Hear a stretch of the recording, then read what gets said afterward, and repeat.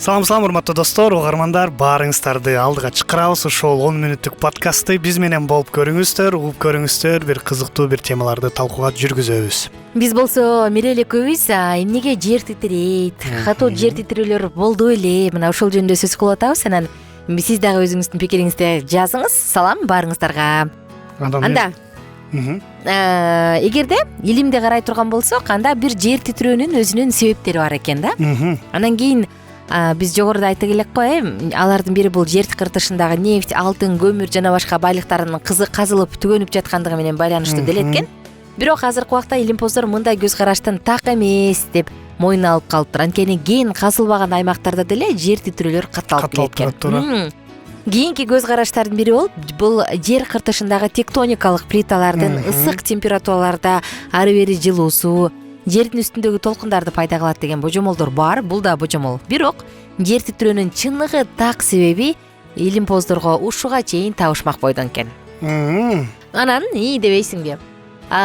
Динчил адамдар муну болсо бул Кудайдын каргышы, Кудайдын жазасы болушу мүмкүн деп айтышат экен. Анткени илимде далил жок. Анан алар токтогула, бул деген ушундай деп. Мисалы бир жолу эсиңдеби, цунами болгондочу эмнеге деген күтүүсүз деген эмнеге дегенде булар анткени бул өлкө, бул жерде күнөө көбөйүп кетти деп анан ушундай динчил адамдар өздөрүнүн диагнозун коюшкан экен да.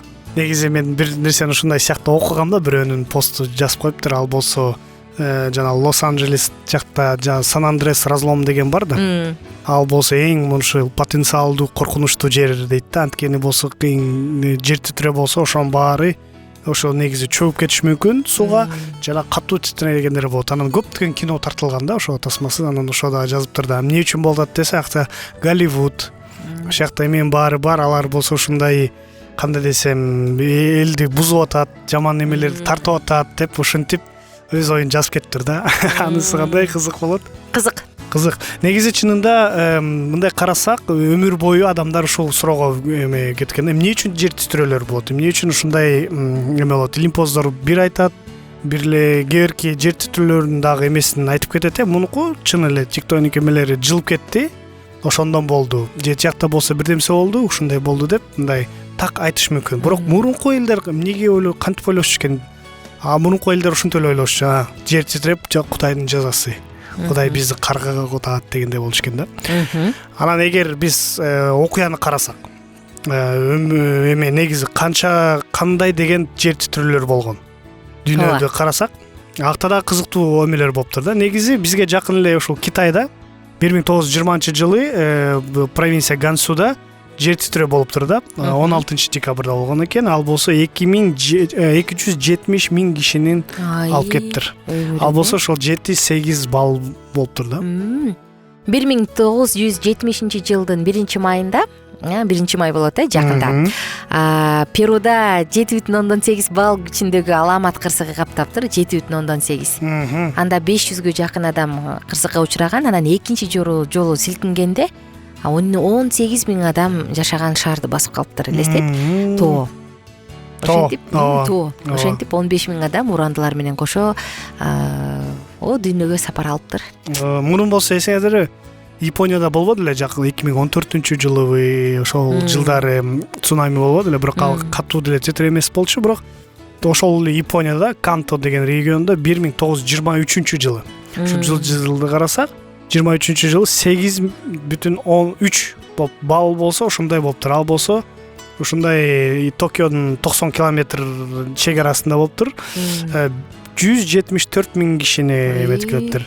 524 миң дайынсыз жоголуптур. Бул болсо ошентип бир 700 миң кишиге казалыптыр. Бул 300 миллионго жетип калып атат да, 300 миң эле. Негизи ушул Токио көбүнчө эме го да, Япония коркунучтуу жерде көп эме кырсыктар ошол жерде болот да. Коркунучтуу. Турция, сен жана айта кетпедиңби, 1-2 ай мурун болгон жер титирөө 100 жылдар мурун болгондо ошол 1939-жылы болуптур.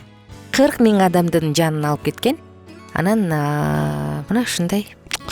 Бизге жакын карасак, мурунку Ашхабад деген эмесинде, Ашхабадда СССР убагында 1948-жылы болсо дагы 7,3 балл болуптур.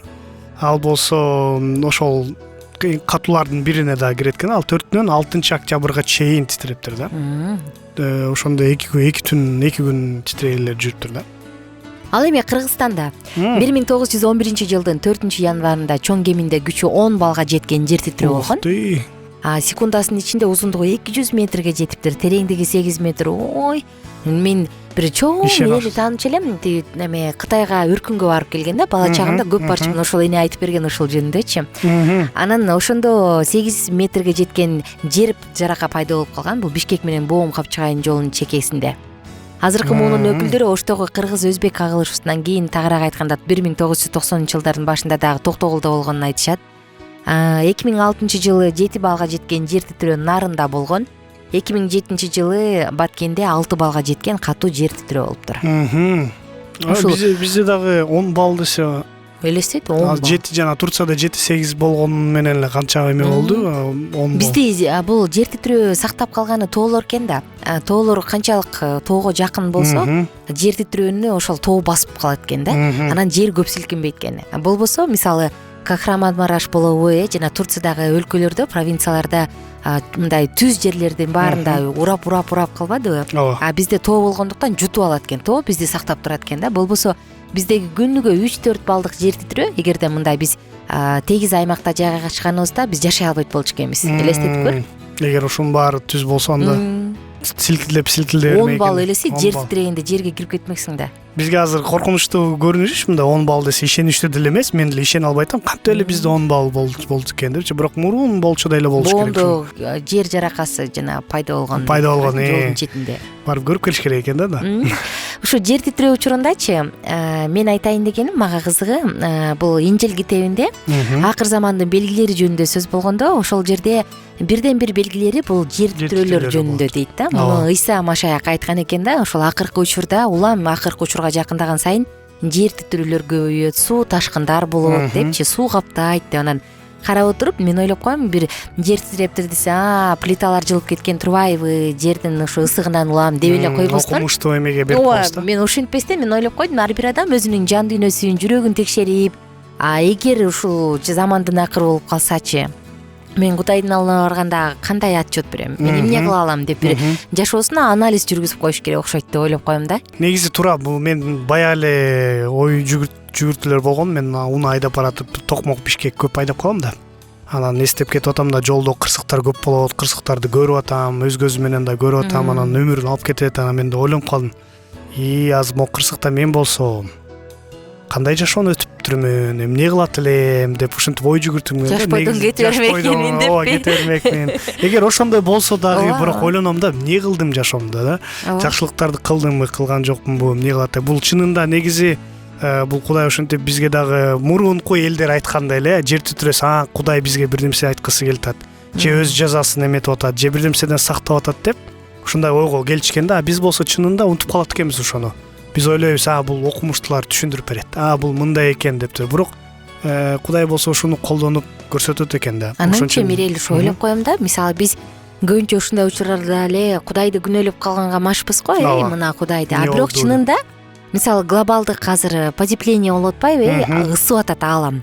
Анткени биз космосту, озон катмарын тешкилеп атабыз да. Бул өзүбүздүн баягы байлыкка умтулганыбыз, ачкөздүгүбүздөн улам да. Биз байыгыбыз келет, спутниктерди учургубуз келет, озон катмарын тешкилеп атса дагы жок мейли деп туруп ого тертешебиз да. Ошондон улам жердин үстүндө кургакчылык боло баштады.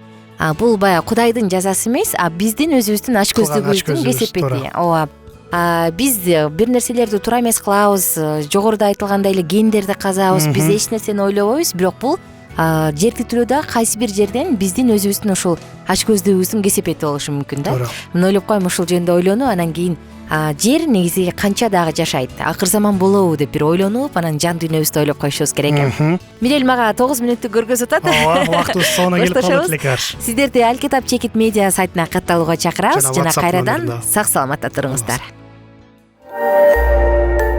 Биздин сабактар менен кененирээк Алкитап Чекит медиа сайтынан таанышыңыз.